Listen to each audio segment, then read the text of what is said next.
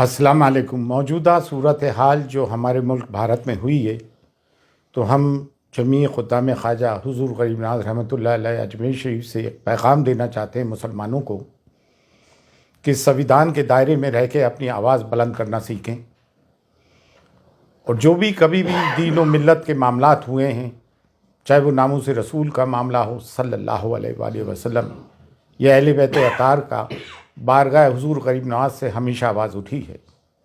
لیکن افسوس جن کا کہ دائرہ سب میں وسیع ہے، درگاہ اور خانقاہوں کا بھارت میں بر صغیر میں، یہاں سے خاموشی کیوں ہے؟ نکل کر خانقاہوں سے ادا کر رسم شبیری، اور یہ وقت مسلکی اختلافات کا نہیں ہے۔ مسلکی اختلافات کو درکنار رکھتے ہوئے، بالا طاق رکھتے ہوئے ہمیں قوم و ملت کے لیے آواز اٹھانی ہے۔ بے شک ہم اس چیز کی سخت مذمت کرتے ہیں جو مہرولی شریف میں بابا قطب الدین بختیار کاکی رحمۃ اللہ علیہ کے قرب و جوار میں جو 700 اور 800 سال پرانی مسجد، مدرسہ، قبرستان ڈھائے گئے ہیں، ہم اس کی سخت مذمت کرتے ہیں۔ یہ اس دور کے قبرستان تھے جو بابا قطب الدین بختیار کاکی جو حضور غریب نواز کے جانشین ہیں، ان کے ہم اثر تھے، خلفاء تھے اور مریدین تھے۔ اتراکھنڈ میں جو کچھ ظلم ہوا، 14 فروری کی تاریخ تھی کورٹ کی، اس سے پہلے ہی آ کے نگر نگم نے سب ستیہ ناش کیا، باقاعدہ مشین گن چلائی گئی مسلمانوں پہ اور ظلم و مظالم اٹھائے جا رہے ہیں۔ ہمیں وہ UCC برداشت ہی نہیں ہے جو ہماری شریعت میں مداخلت کرتا ہو۔ بریلی میں جو توقیر رضا خان صاحب نے آواز اٹھائی، سویدھان کے دائرے میں رہتے ہوئے جیل بھرو آندولن کا آہوان کیا، جو گاندھی جی نے برٹش پیریڈ کے وقت کیا تھا، وہ بھی ایک سویدھانک طریقہ ہے، ہم نے اس کی بھی پرزور حمایت کی ہے۔ اور مفتی سلمان اظہری صاحب کو جو بندی بنایا گیا، ان پہ کیس لگایا گیا، ایسی انہوں نے کون سی بات کر دی تھی؟ اور ATS کو اس میں حائل کر دیا گیا۔ جب بھی کوئی مسلمان کوئی اپنے حقوق کی آواز اٹھاتا ہے، اپنے پہ ہو رہے ظلم کی آواز اٹھاتا ہے، تو اس کے تار پاکستان سے یا کسی بھی ٹیررسٹ آرگنائزیشن سے جوڑنے کی کوشش کی جاتی ہے۔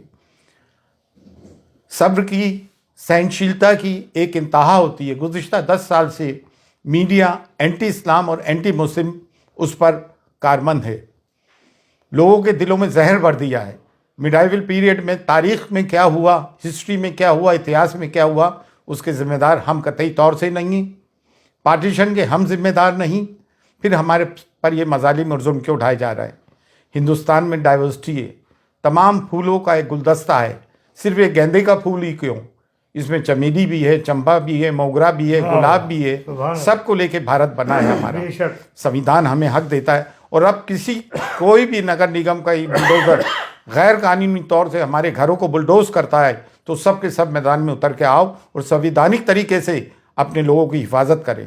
یہ بلڈوزر کی راجنیتی انہوں نے اسرائیل سے سیکھی ہے۔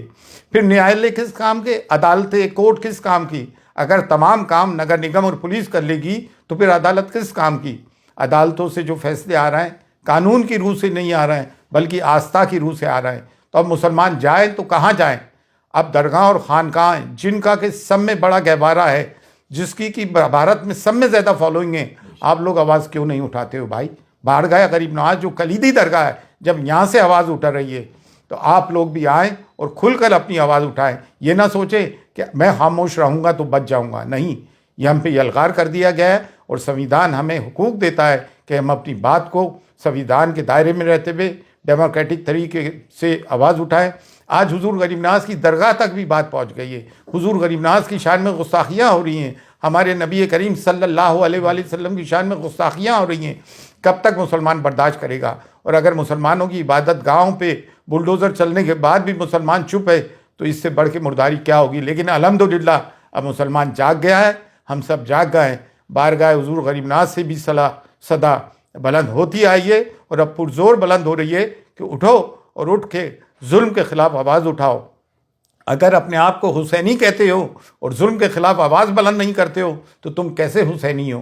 مسلکی اختلافات اپنی جگہ ہیں، لیکن ملت کی بنیاد پر مسلکی اختلافات کو بالائے طاق رکھو، اور جو لوگ بول رہے ہیں ان کی حمایت کرو، آؤ اور بولو مسلمانوں کے ظلم کے خلاف۔ فی امان اللہ، اللہ حافظ۔